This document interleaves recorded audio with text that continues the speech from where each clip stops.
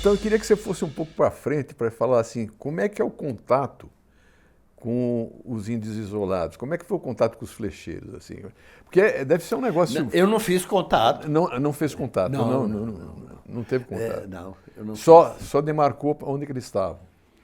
Não, eu já sabia onde eles estavam, né? Você foi lá só para ver se estava tudo ok. Se estava tudo bem. E procurar se tinham invasores naquelas áreas todas. Você fez contato com que... Eu fiz com os curubo. Como é que foi esse contato? Foi o primeiro contato deles? Foi o primeiro contato. Quando eu falo, fiz contato com eles, é o primeiro. Como é que é? Passo a passo, como é que se faz um contato? Olha, no caso... Bom, não vou contar porque senão vamos nos estender demais. Mas vou te contar como, né?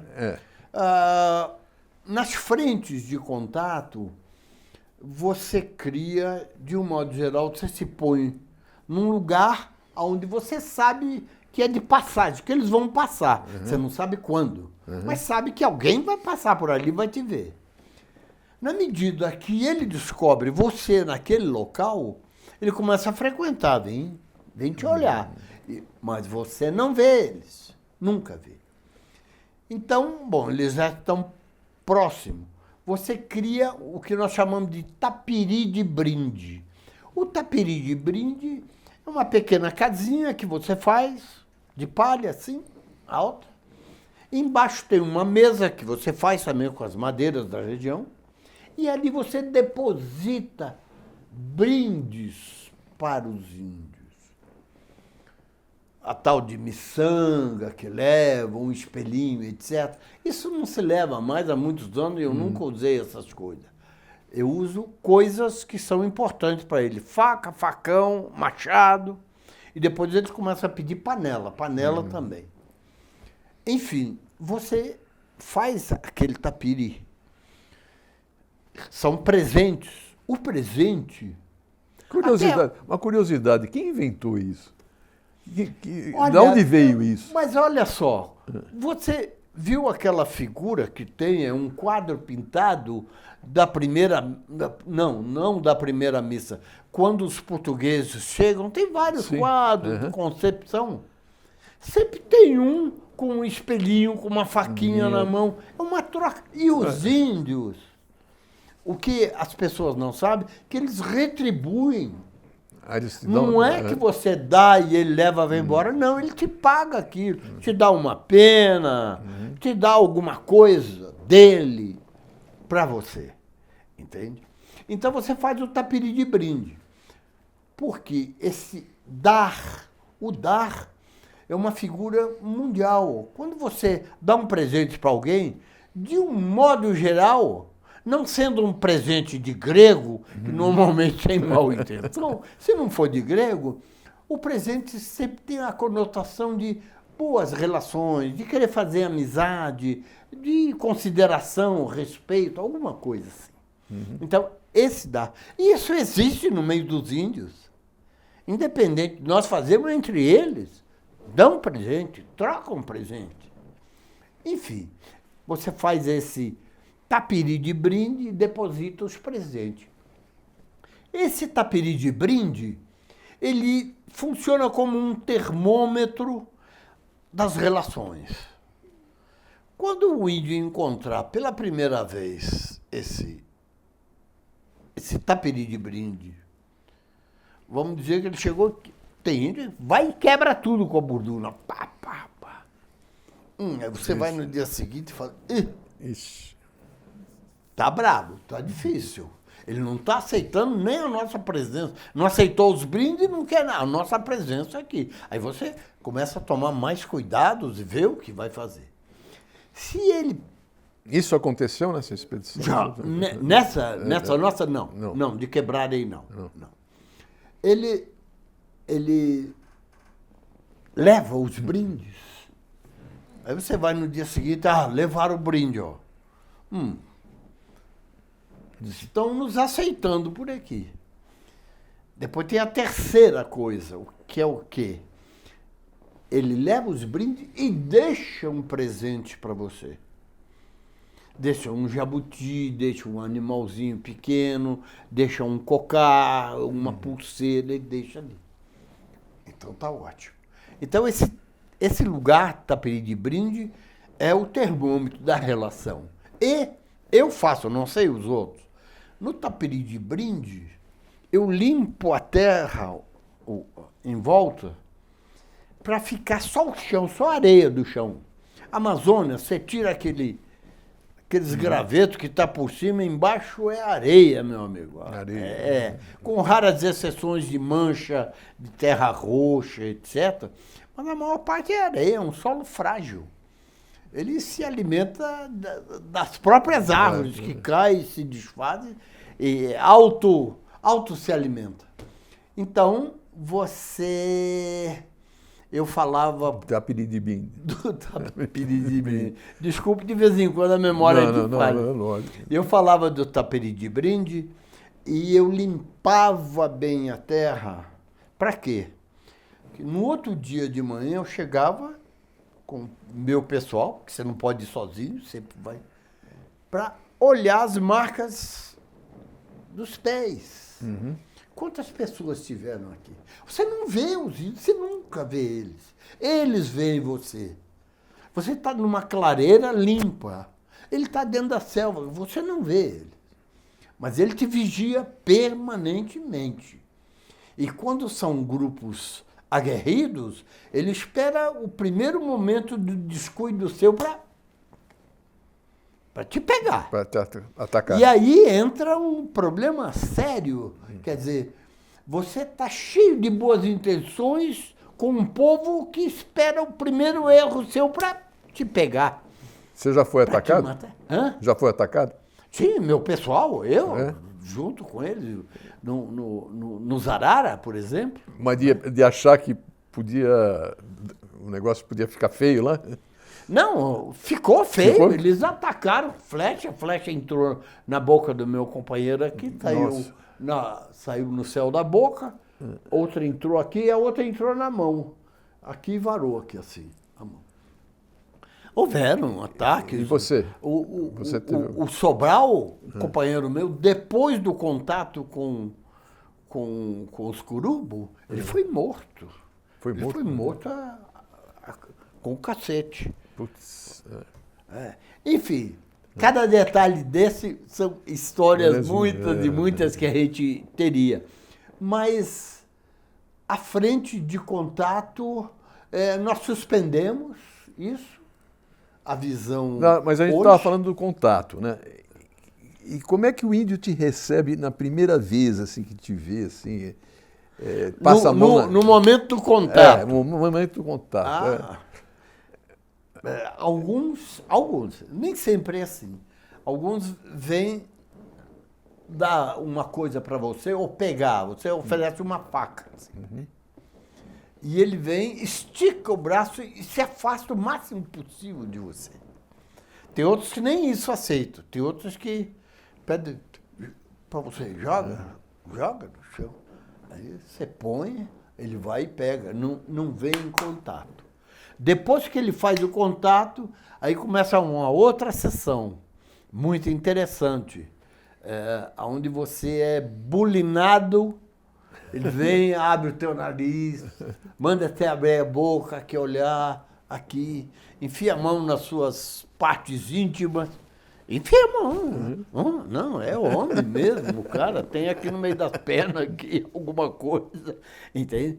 Quando tem mulher no contato, como foi o caso dos Curubo, haviam duas mulheres jornalistas, vai lá, a mulher chegou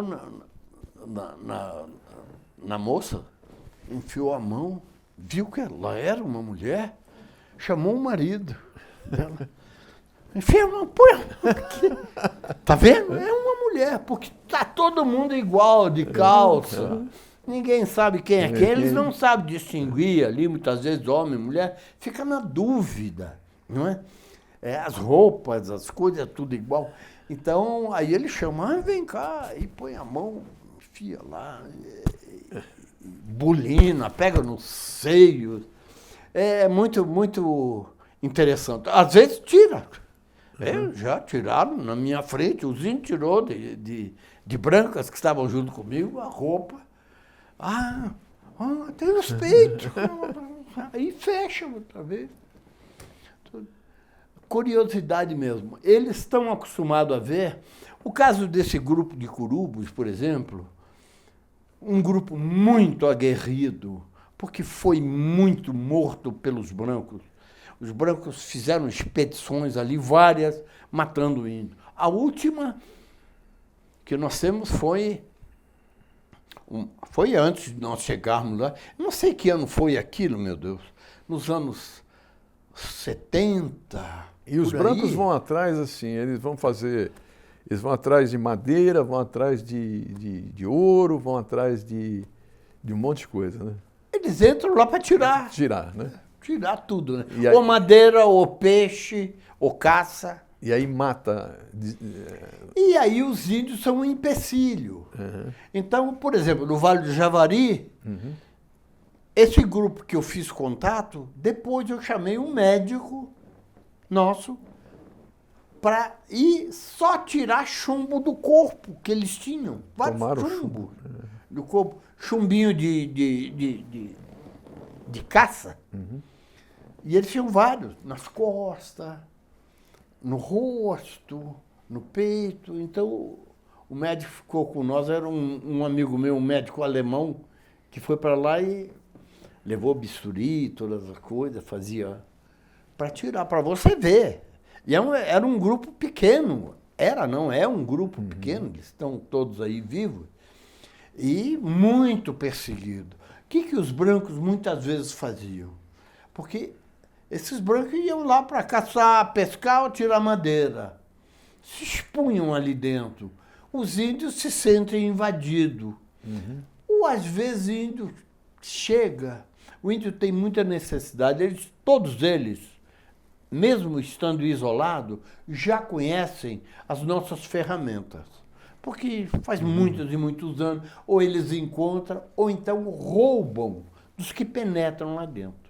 Esse ato de pegar um facão, que para ele é uma necessidade urgente, mas para o outro que está lá também é importante. Ele não tem 2 ou 3 facões como nós do governo, na frente temos. Perdi um, vou lá, pego o outro.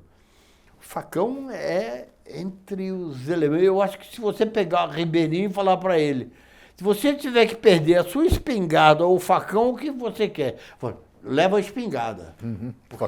Com o facão você ainda pode pescar à noite, de alguma forma, matar peixe, fazer várias coisas. E a arma não. Limpar a área, né? Limpar e caminhar e fazer tudo. Faca e facão é importante na selva. Sidney, você demarcou a terra Yanomami, que sofreu invasões de garimpeiros e recentemente teve até que ser socorrida devido ao alto índice de desnutrição, de fome. Muitas crianças morreram, né? Agora, recentemente, a Polícia Federal começou a destruir balsas de garimpos. Como que o governo pode proteger aquela terra? O que ele tem que fazer para proteger a terra? Você sabe que na época que eu fui demarcar, o número de garimpeiros era maior. Era estimado entre 42 a 45 mil garimpeiros. Nossa, 42. Era bem maior. Mas eu acho que de lá para cá diminuíram, porque a estimativa hoje era 20 mil que teria ali na terra Yanomami, mas eu acho que desenvolveram novas fórmulas de abastecimento, etc. Por exemplo, hoje eles são abastecidos, acho que 60% ou 70% por helicópteros, que era muito raro naquela época. Hoje em dia parece que tem companhias de helicóptero lá em volta daquilo. Parece que há organizações de bandidos, organizações de fora da lei, que agem lá também. Eles já possuem armamentos, segundo falam, pesado, né? Que entram por descaminhos pelo Brasil aí. Enfim, a situação naquela época era de mais gente, mas eu acho que hoje estão muito mais organizados e por isso mais difícil de você tirar, etc. Né? Mas o governo está fazendo um trabalho, ao que tem saído aí, muito bom, mas as informações falam que ainda tem garimpeiros, principalmente ao norte. Ainda tem grupos de garimpeiros lá que precisam ser. Na verdade, o que precisa a terra Yanomami é ficar isenta totalmente de um garimpeiro. Não pode ter um garimpeiro. E para que isso não aconteça, como aconteceu da vez que nós tiramos, depois encheu novamente de garimpeiro, é a falta de uma vigilância. E quando eu falo vigilância, não é somente essa vigilância que você faz através de equipamentos, via satélite, verificando por televisão, etc. Isso não basta. Tem que ter equipes. Tem que ter equipes que possam ser deslocadas rapidamente quando houver uma informação. Tem uma informação da entrada, imediatamente sai. Não deixa acumular. Porque vem a informação, entrou 10, ninguém faz nada. Não, é pouco, é 10. Esses 10 se transformam em 20, 50, 100, daí a pouco é 1000, etc. Se não toma-se as medidas repressivas que tem que ser tomada numa situação como essa. Então, o que eu acho é que tem que, depois de retirado todos os garimpeiros, permanecer equipes capazes de se deslocarem rapidamente na medida que tenha informação de entrada na área. Claro que você tem que continuar com todos esses aparatos tecnológicos, essa coisa, mas tem que ter essa equipe disponível lá na área. E lá no Vale do Javari, onde morreram o Bruno e o Dom, né, foram assassinados, e que existem indícios de crime organizado, inclusive com narcotráfico, o que fazer naquela região, né? Eu, de alguma forma, eu acho que é uma região mais complicada que Yanomami. Ali você tem a ação direta de narcotraficante. Do lado peruano. Do lado peruano, mas eles atuam também do lado do Brasil, utilizam o lado brasileiro. Nós estamos vendo plantações de cocaína, o que se faz a cocaína? De coca. Não. Perdão. Plantações de coca estão já na fronteira do Brasil. O Vale do Javari, a margem esquerda do Vale do Javari, é toda peruana ali. E ali está sendo ocupada por várias empresas, eu diria. Não são empresas. Ali está sendo ocupada por movimentos religiosos. Tem um movimento religioso ali que é preciso tomar cuidado. Movimento religioso? Um movimento religioso ali no Vale do Javari, do outro lado, não do lado do Brasil, que estão os israelitas, chama. Israelitas. Os homens usam umas barbas grandes, as mulheres têm que usar vestidão comprido. É uma coisa estranha lá. E eles têm apoio do governo, pela ocupação que fazem. Estão desmatando até a beira do rio, desmatando muito. Pode causar assoreamento naquelas áreas, ou apressar o assoreamento ali daquela região. Enfim, é uma área que eu diria que precisamos ter um certo cuidado ali e verificar. Aí não é o caso do Exército, porque você está na fronteira, né? Sim, ali tem duas unidades. Tem o Estirão do Equador e tem Palmeira dos Índios. Eu acredito que eles olham, observam, porque está no outro país. Não se pode fazer nada. Não se pode ir lá, né? Eu acredito que, com certeza, eles são objeto de cuidado do Exército Brasileiro. Mas eu me refiro mais à questão, porque a Polícia Federal também está ali, né? E a Polícia Federal deles também, ou o que corresponde à Polícia Federal deles, também está ali. Todos atuam, é um rio internacional.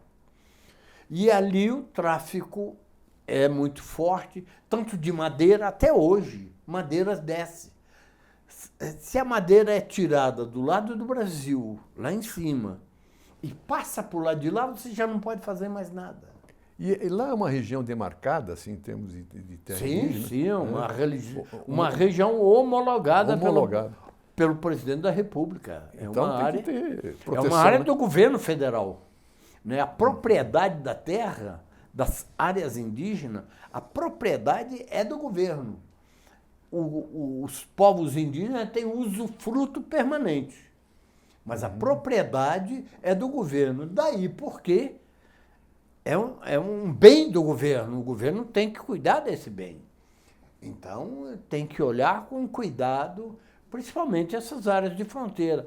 O caso do Yanomami, lá tem 2 pelotões dentro da terra Yanomami, né?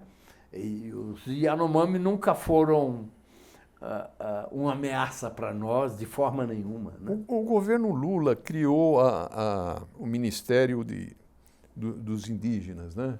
Que é a Sônia Guajajara, né? Sim. Como é que você vê isso? Porque tem FUNAI também. Como é que é o relacionamento aí para fazer uma política única? São visões diferenciadas. Eu acho que não existe uma só solução, são várias. Eu daria uma solução um pouquinho diferente. Eu não criaria o Ministério dos Povos Indígenas, mas eu transformaria a FUNAI a nível de ministério. Sim. Você poderia fazer isso com toda a estrutura da FUNAI.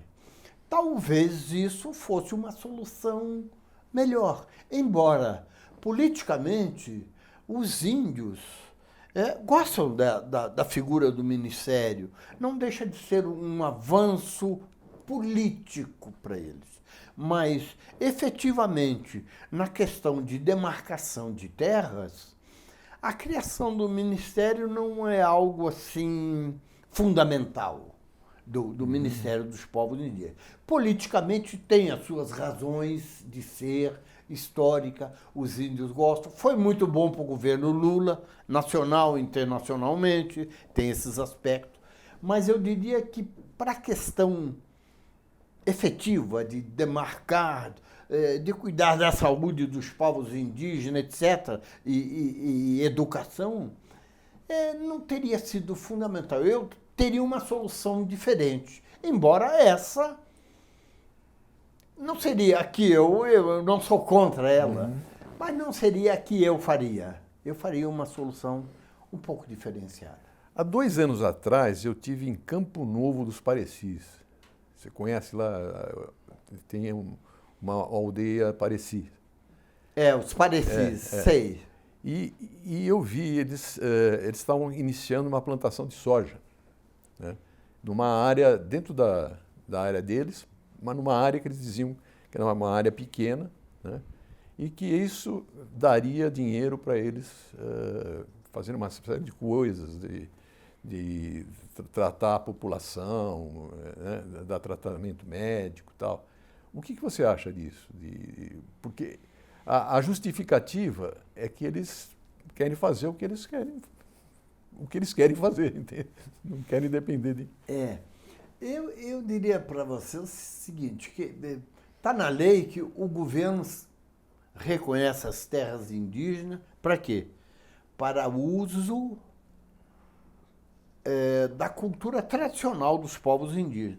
É claro que cultura não é uma coisa fixa, ela muda, ela coisa. Mas tem a função da terra, né? Ele separa um pedaço e diz, esse aqui é o seu, é a sua terra, ele reconhece, vamos falar melhor, né? Não separa nada. Ele reconhece a presença dos índios, protege e diz que eles podem usar aquilo segundo o que está na lei, segundo as tradições, hábitos e costumes. Bem, não é tradição plantar feijão, nem plantar cana-de-açúcar, nem fazer essas coisas. Não é a tradição. Isso não é a tradição. Mas o tempo muda. Os índios não são aqueles, os isolados de antigamente. Hoje você tem comunidades muito bem instruídas. Índios já têm o segundo grau, uma grande maioria. A universidade em vários, né? E pós-universidade tem vários fazendo ainda. Então já não é a mesma coisa. Mas eu não sei, porque o caminho mais difícil, depois do contato com os índios, as coisas mais difíceis de você encaminhar à comunidade é a questão econômica. O que fazer? Fazer o contato pode ser interessante, expedição, bonita, etc., mas não é o mais difícil. O mais difícil são os caminhos econômicos que aquele povo vai ter. Embora tudo vai mudando, né? E as tradições vão mudando, etc., mesmo com tudo bastante ajustado aos tempos modernos, eles não são exatamente pessoas ligadas ou diretamente acostumadas, vamos assim dizer, à visão que nós temos, que o mundo chamado dos brancos, vamos assim dividir a coisa, tem do que fazer, de como se comportar, aquilo que nós falávamos. Para nós temos que mudar o mundo. Para eles, o mundo está pronto. Mas isso era no princípio. Agora, eles estão mudando. Então, encontrar esses caminhos é uma coisa que precisa ser debruçada, técnicos, sertanistas, antropólogos, etnólogos, debruçar sobre esses caminhos, que são muito difíceis, porque existe uma diferença. As pessoas querem guardar a cultura, preservar a cultura, que é do passado, para que ela permaneça viva até hoje. Ao mesmo tempo, ter um comportamento atual que, de certa forma, se contrapõe ao passado. Passado, presente, futuro, essas coisas são momentos diferentes na própria história. Então, esse é um aspecto difícil que tem que ser objeto de muito cuidado, porque já poderiam estar falando, bom, você plantar ou você fazer qualquer outra atividade que não seja as atividades tradicionais, você está contra a utilização que está na Constituição. Porque fala em tradição, as suas atividades tradicionais, etc. Então, isso pode gerar, ou já está gerando, não sei, problemas que precisamos nos debruçar com o cuidado de que as mudanças propostas não podem tirar nunca o direito à terra e a toda a extensão de terra, o direito dos povos indígenas à sua extensão de terra. Isso não pode ser mudado, não deve ser mudado, porque seria ir de encontro à própria Constituição nossa, que temos que preservar, guardar e cumprir a Constituição.